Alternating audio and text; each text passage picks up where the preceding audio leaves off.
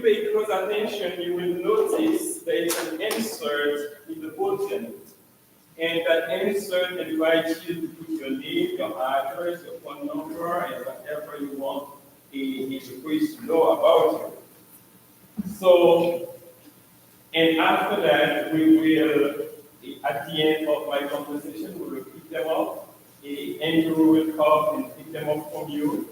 And then while the choir will be singing the same offertory hymns that we sang earlier.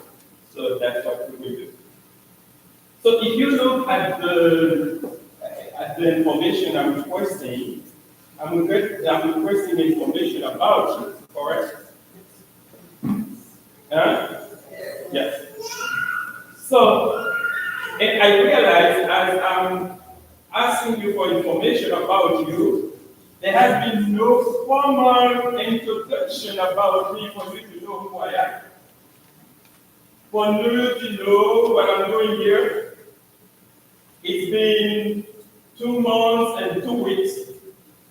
I've been talking, preaching, I've been saying, leading the service, but I never said too much who I am, what I'm doing here. What is my responsibility? Except for the leadership, except for the bishop committee, that knows what I'm here for. And I think it is important that today I lay out things for you and I introduce myself formally and let you know where I come from, what I'm doing here. Are you interested in knowing that? I'm not going to give you information you're not interested in. So, I'm Suli, young Sam, and the way you hear that sound, you can, if you know the rule of that name, you will know, okay, it's a kind of a coincidence, but I come from Haiti. I come from Haiti. I've been here for about 20 years. And I grew up in Haiti. Of course, you see that my accent is the accent of someone who came here when he was in his studies. So, therefore, a reduction of accent that doesn't work for other students. And then I grew up as a Roman Catholic priest. I grew up as a Roman Catholic member, and I became a Roman Catholic priest in 1999. And I came here in the US to study, to have a master's at Fordham University.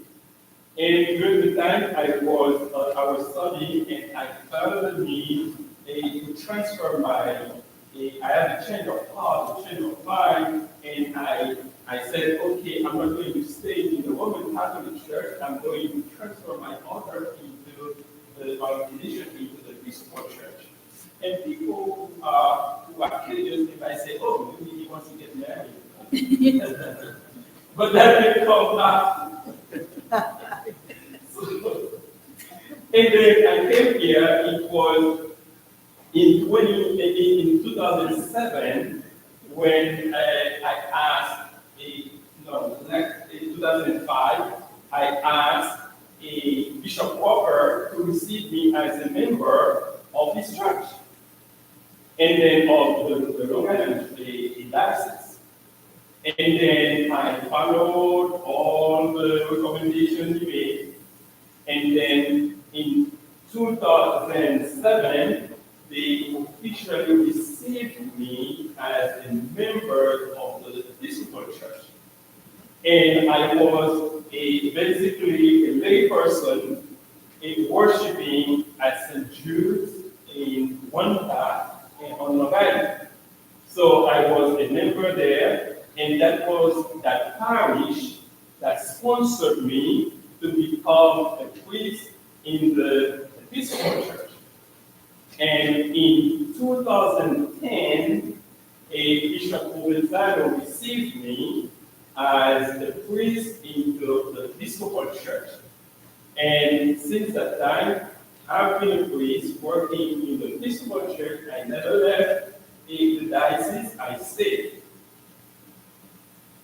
The first parish, before I get to the first parish I worked at, I would say during the 2007 and 2010, before they received me as a priest into the Episcopal Church, I was involved in working as a social worker.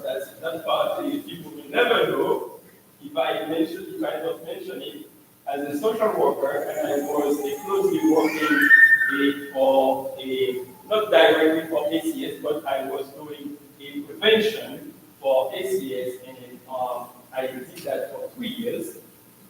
So protecting the children, make sure they are safe, make sure they are okay. That was my job for 3 years. And after that, after I was received, and then they sent me, can you imagine which church they sent me first? They sent me to St. Gabriel'S Church. But at that time, it was the St. Gabriel's in Brooklyn. And I served at St. Gabriel's in Brooklyn for about 3 years, until when I received a call to be the rector at St. Thomas, and I went to work at St. Thomas as a rector. And there, for the first time in my life, I stayed so long in the parish. Because usually I stay no longer than 3 years. And then for that parish, I stayed 11 years. Can you imagine? 11 years. And after that, I said that's too much, because part of it, by the time I was thinking of leaving, and then there was a little bit sick from back on a big project. And if you are back on a big project, you cannot leave. You have to stay there until it's finished before you leave. And in addition to that, it was pandemic. And then, okay, after pandemic, I have to go and walk to the parish again and get the parish on this feet again. And then after that, I said, okay, I'm out. And then I talked to Bishop Robinson, and I said, okay, so it's too much, it's too long, and so I'm looking for a place, and wherever you send me, I will go. And then he said, he suggested that I come here. And then I said, whatever you send me, I will close my eyes. If the people welcome me, I'll say, if they don't welcome me, I don't. And then it happens that you welcome me, and the bishop committee welcomed me, so I have no reason to leave. So therefore, since September the 1st, the bishop has appointed me to be the vicar missioner here in this parish. I'm not the rector here. So I'm just here, you know the situation we are in. I'm just here to help you get out of this situation, using all my experiences, all that I know, so that I can be on that journey with you together.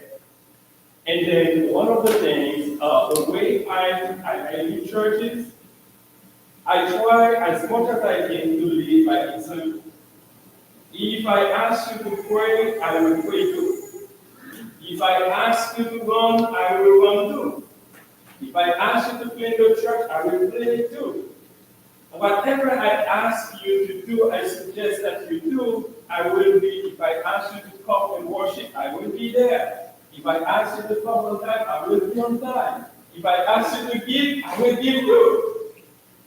And then, so this is how I live, this is how I join people who work together, and then we build together. So I'm here to build together with you. One of the wonderful things I see here is that no matter how difficult, no matter what this church is going through, there is a crowd of people who faithfully there and supporting, because they know it's not because so and so is here or so is not there, and that will cause them to come or not to come, because they know whenever they come, God is there. If they are looking for God, they will come to this house, they will worship God, they will stay and keep worshiping God. And I come, I see everybody has been doing the work that they're supposed to do faithfully, including giving. And giving is a contagious thing. When I see the people giving, as your priest, what will I do? Okay, so I see you giving, I see what you give, you give your time, you give your talent, you give your money, you give everything that you can offer, and that's why usually if my wife and I, we said one of the first things we will contribute to any church we go to, and we will, health insurance has become so increasingly expensive, so we will make sure no church pays for health insurance for me, because that will be part of our contribution. In addition to that, we said we will contribute money as well on a regular basis to join you who are doing the work, to join you, to encourage you, because there is no way we can empower you, we can be part of it except by doing exactly what we're asking you to do, so that we can build this church up. We can come and restore this church again. So I haven't told you too much about my wife. My wife came on a few times. Guess what? She's listening. She's listening to me on YouTube. And after that, if I misspoke, she will tell me. So therefore, we are there. This is what we are doing. And I have my wife, and we have together 3 boys. So only my wife is a woman in the house. So therefore, she feels like she's a minority. Yeah. So that's where we are. So therefore, I join you, my brothers and sisters, and I'm here inviting you to continue to do the work you have been doing, and myself, I'm joining you to continue to do the work. And one of the things I will say today, I will make sure that you know, if I come and contributing as well, the same way you are contributing, I will make sure I keep my eye open to make sure that the money of the church stays in the church. The money of the church is being spent on the church and for the church and for the church mission. So this is one of the places, and I'm encouraging you today, and then know that we owe you report. So today I will stop here. I'm not going to go any further. So, but I just start talking to you. I will receive your address, your name, your telephone number. We will start our conversation. And for the time being, until December, you might see me talking to you about the different aspects of our lives, how we will be today. I will need your help, I will need your presence, I will need your faith, I will need your support, I will need your love. So, is there anything that is unclear to you? Is there any question? Anything you want me to clarify? Okay, wonderful.